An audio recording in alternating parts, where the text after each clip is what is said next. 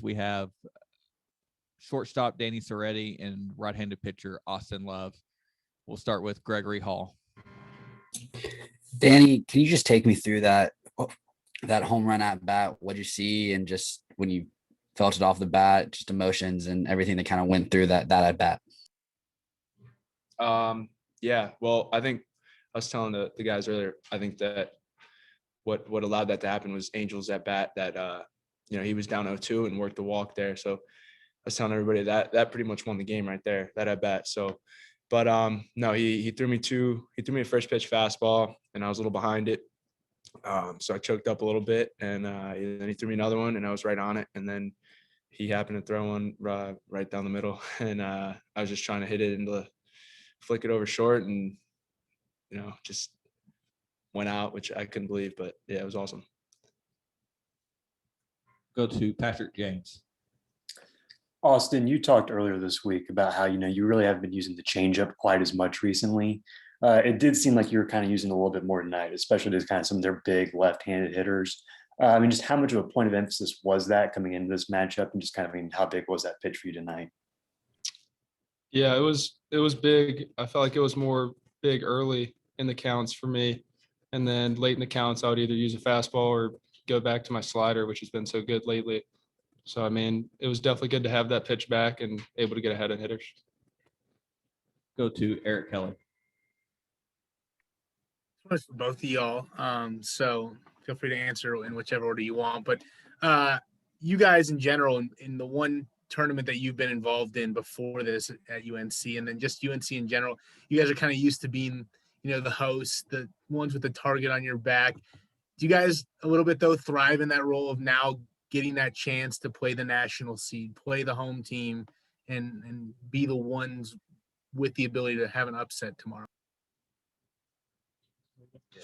Yeah, I personally like that feeling of being the underdog. I felt like we've kind of had that all year where we've just had to fight back, whether it be in games or throughout the whole season. We've just had that adversity, and just having to come back has really proven that our team has what it takes. Yeah, our team's been through so much. So, taking on this role is something that's not really new to us. We've had to, find a way to deal with being the underdog the entire season. So I'm just really proud of our team. And, it's just pretty much showing that everything we went through is paying off right now. So.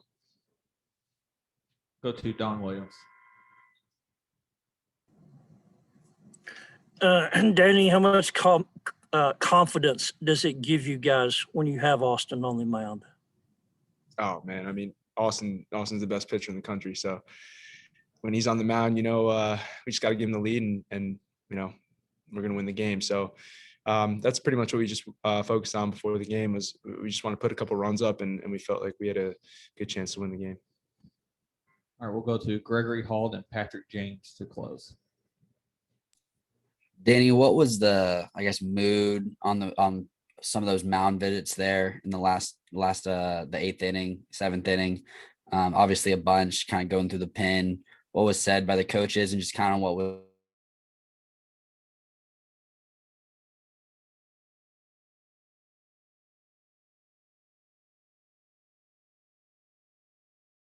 fall back in like what they've been doing all year, and the hard work that they've put in. So we knew that they could do it, and I'm really glad they executed.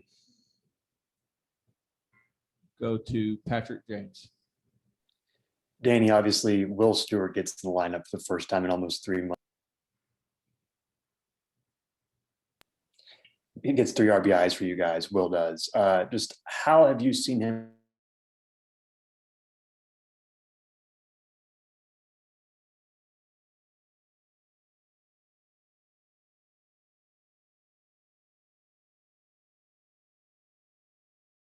And I don't know how many months he came up, and it looked like he had 200 at bats under his belt. So, but that's just Will.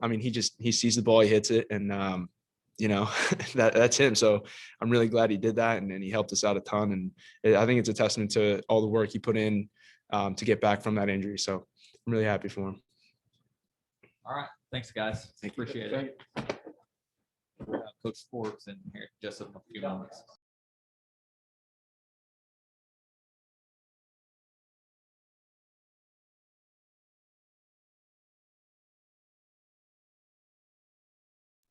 All right, we'll start with an opening statement from Coach Forbes, then we'll jump into questions. Coach. Guys, I hope everybody's well. What a game. That's two really good teams going at it, for 27 outs or however many. Yeah. Was it 27 outs? Yeah. Cause they were the home team. And I'll tell you what, that was a team win. And that's what I'm proud of. A lot of guys contributed. I have a lot of respect for Coach Savage and UCLA. So I knew we'd have to play well to win. I thought our bullpen came in and did their job, and we got, one of the more impressive things I thought offensively is we only struck out 6 times, and 3 of those were by one batter. And you guys saw those arms. They were good arms. So, to get that first one in a regional is important. And we're excited to play Texas Tech tomorrow night. All right, we'll start with questions, and we'll start with Eric Kelly. But you mentioned it now, taking on the host team, Texas Tech. North Carolina, just when you think of it as a brand name baseball wise, isn't exactly, the small fish kind of team. Usually you guys host and are the favorites. But it sounds like, just talking to your guys, Danny and Austin, that this is a role that you guys are still kind of comfortable in somehow. Why do you think that's a role that, you guys have been able to embrace this year? Well, I didn't, make a lot out of it at the beginning of the year, but our guys made some out of it. When the preseason rankings came out, we weren't picked in the top 50 in most polls, and we weren't picked to be in the postseason. I don't think we were picked to finish in the top 8 or 10 in the ACC. And we felt like we were better than that. We had a chance to be better than that. We knew we were going to be young. And then we lost those 2 arms, but we kept plugging. And that's definitely, what we've used all years. This team has to play with an edge. This team has to play with a chip. They have to be aggressive. They can't back down. We've had some teams at UNC where you could play an average game and it would still happen. The talent was so deep. With this team, we knew, hey, we had to really bear down and not back down from anybody. And they've kept that all year. And, sometimes that can be a good thing. Go to Patrick James. Coach, you talked earlier this week about the idea of finally being able to kind of make the end call in these sorts of situations, and you end up kind of having more than a few of those. Obviously, one of those was going to Caden there in the 7th and taking out Austin. Just what went into the decision to make the switch then, and just kind of, how difficult of a move was that to make, just considering what Austin has meant to you guys? Yeah, no doubt. You do a lot of prep, and even more than we used to, because you have so much video available, and our assistant coaches do an unbelievable job. Coach Gaines, our pitching coach, Coach Wierzbicki with our defensive placement, and Coach Howell, who has been in the dugout, as a pitching coach at Georgia Tech and at UNC Wilmington. So we talk about it, and we talk about these situations before they happen, and ultimately you have to make the decision.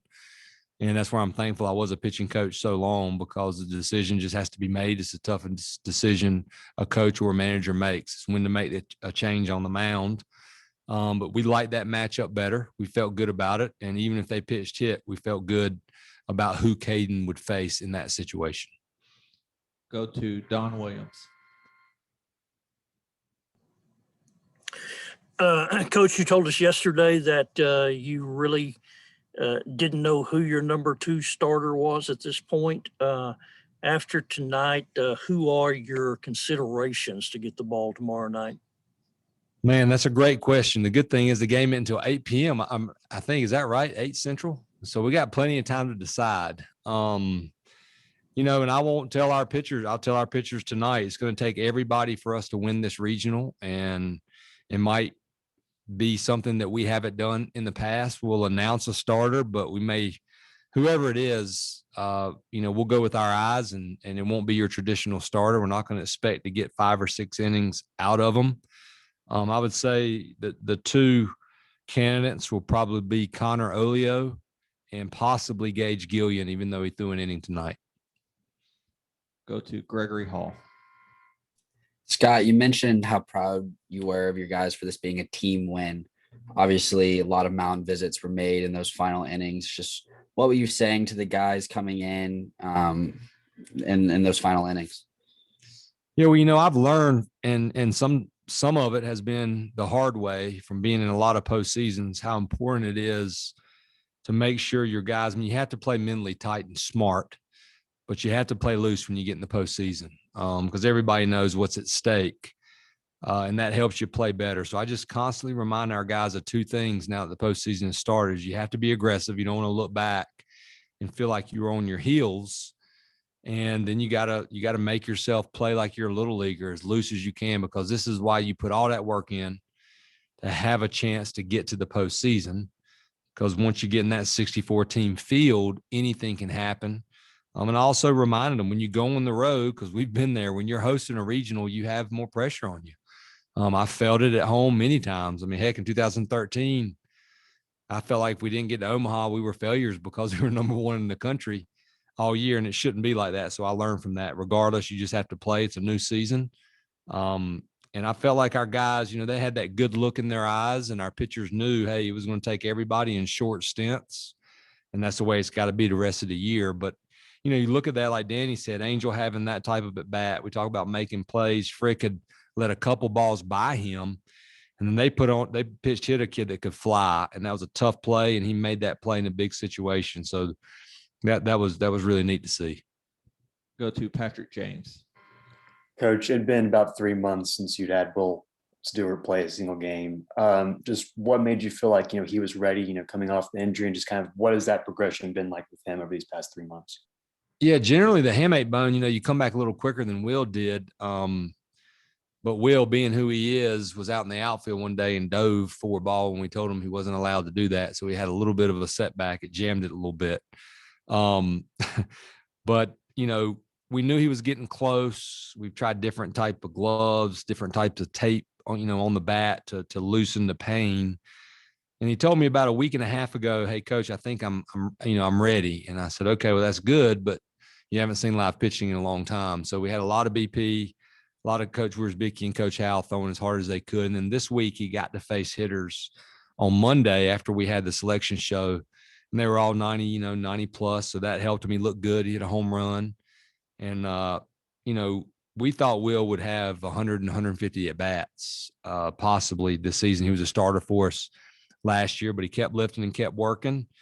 And I just felt like, hey, he's looked good, and that's just a situation where you go with your gut. All right, we're going to go to Eric and then Don to close. It was a short question. Don't know how short of an answer it is. What's the challenge in the team that you're facing tomorrow? Man, I'm really close to J-Bob, so I've known them a long time. A lot of respect for the program. Way back when he was at a junior college, and I'd come down to Texas and try to steal a couple of Texas kids at those JUCOs when I first got to UNC. They have a ton of tradition like we do. They play really well at home. They're well coached. They have a tough team, so we'll have our work cut out for us. But this is why you do it. The challenges are obviously they're balanced throughout the lineup. They've got some superstar power, and they've got a lot of strike throwers on the mound, which is why they're a national seed. So we're looking forward to competing against them. All right, we'll finish with Don.